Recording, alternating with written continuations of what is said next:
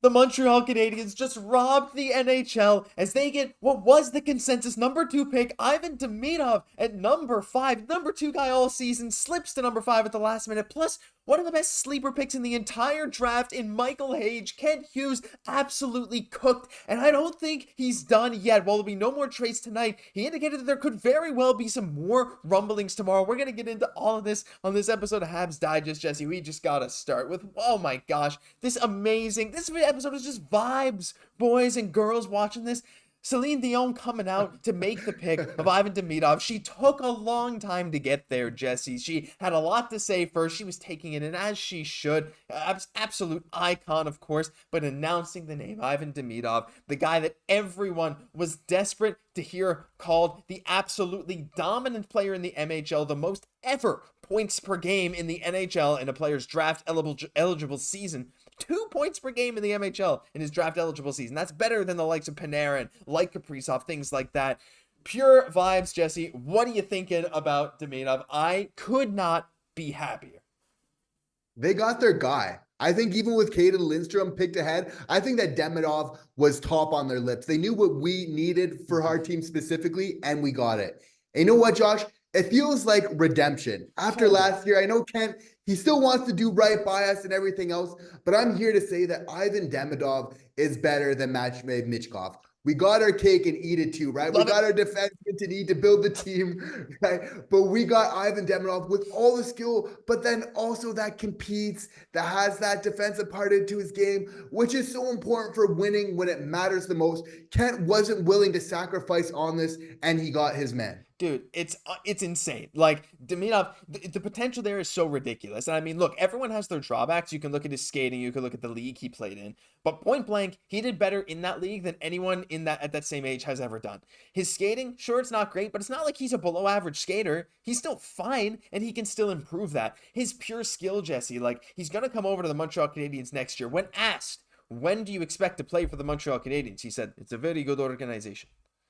So he didn't really understand the question, but still, it was awesome to see him speak. He speaks English. He even tried to speak a little bit of French. And now people, Jesse, have just been talking about what the lines could look like. And he's still going to play in the KHL this season. He has a contract. It makes a ton of sense.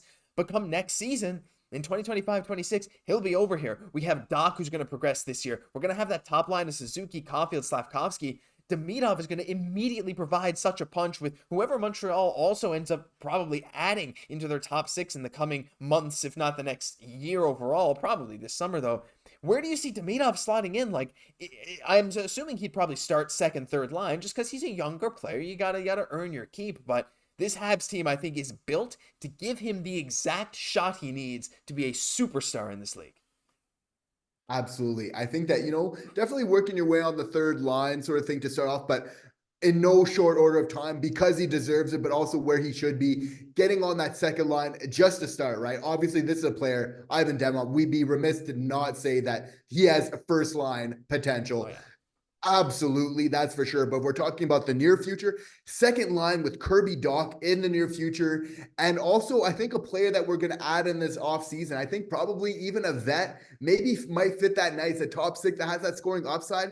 Because you don't want too much youth in your top 6, right? I think the fact that we're able to get Ivan Demidov, the way it goes, shifts a lot of Kent Hughes' strategy going forward now. Because for me, it doesn't make sense to have a top 6 of skilled guys, of all of them being young. Now, obviously, Ivan Demidov, being the youngest out of all of them, we can't just add another young guy. We now need a vet, but also one that can light the back of the net to really complement that. So that's where I see this Montreal team going in the future. Dude, it's insane. Like, look, the talk of the town was like when we saw Xhekaj go at 3, which was, by the way, Beck and Seneca's reaction to get picked at 3, one of the most heartwarming moments of this entire draft. Unbelievable stuff. But when we saw that happen, Jesse, it was like, oh crap. Like, while we knew Levshunov was going to go, but when we saw it, we're like, okay, Xhekaj at 3, it's like, all right, Lindstrom at 4. And it's like, he was the guy we thought we didn't know what they were going to do. Salayev on the side note fell way down. There was a ton of crazy stuff, but to have Demidov at 5, Jesse, and to know that Kent was calling on the phone all the time, getting offered this pick, do you think he might have maybe was setting up smoke screens when we heard all those rumors about Boyum making his way up and all this stuff? Because it seems to me like the more we're hearing now, and I bet we're going to hear in the coming days, that Demidov was the plan all along. And you have to. It's just part of it, right? That's what every GM is doing. And you have to feel like, with Demidov as well, like, I'm so surprised that he even fell to it at fifth. Like, I think Kent maybe needed to do a little bit of this. It's just part of the gamemanship because we see the skill, and all he did was get bigger and stronger than all these scouts kind of expected. We know how impressed everybody was, not just with speaking English, but just his character and just his overall way of being. As we saw in the intro video, those big smiles, again, seems to very much fit the culture of the Montreal Canadiens, which I think is key, which is also a big part of why they selected this player as well. So, I mean, really interesting to see that, because out of Bob McKenzie, all the scouts, he was the only one besides Celebrini where all in the top 5. So for me and my rationale, it's like, well, very rare chance that we get him at fifth, even with the Russian factor, due to how so many scouts feel about him. But we honestly got a gift from the hockey gods that somehow, for some reason, he fell to us at fifth, and we're really getting that skilled, high impact, electric player that is going to be so fun to watch for this Montreal Canadiens team for many years to come. Dude, I'm so happy. Like, this is the most fun I've had watching a draft ever. Like, the last 2 years, like the Slav one, I wasn't even able to watch it. Last year we watched the Reinbacher one. It's like, that's not who we wanted. We wanted Michkov, and there was, of course, other factors. But this year is like, everything just fell into place. But it wasn't only Demidov, Jesse.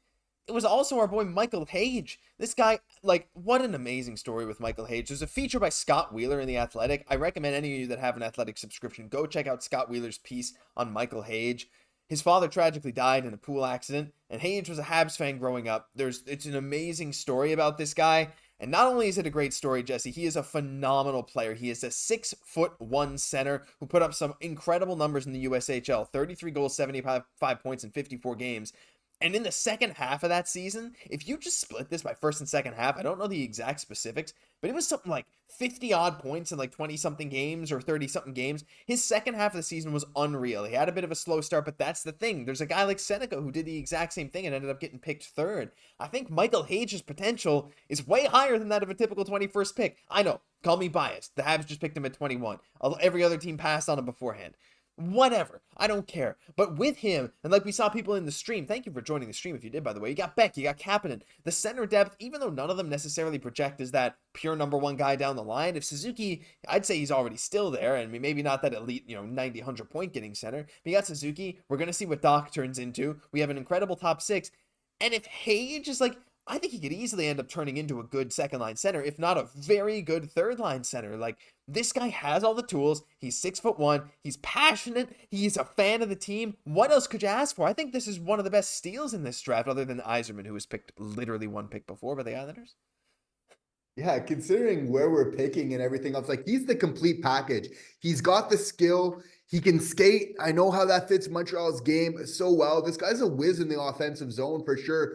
But another big thing is the character, as you touched upon, right? Like, having that tragedy happen to him during the season, but then still somehow being able to stay focused on hockey and your dream, probably doing honor by his father of, okay, now's not the time to give up. It's to stay focused on your career, right?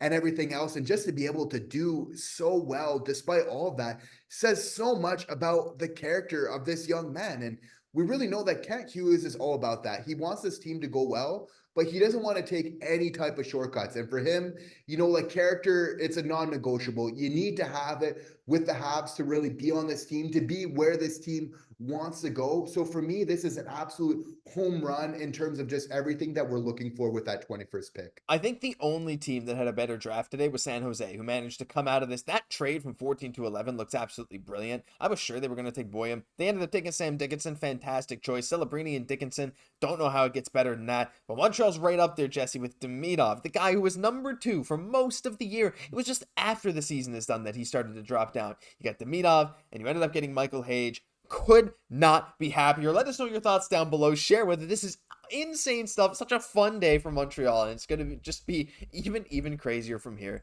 But that'll do it for this episode of Habs Digest. If you enjoyed, leave a like, comment, subscribe to the channel. Thank you so much. If you tune into the stream, if you tune into this video, if you tune into any videos on the channel, we appreciate your support.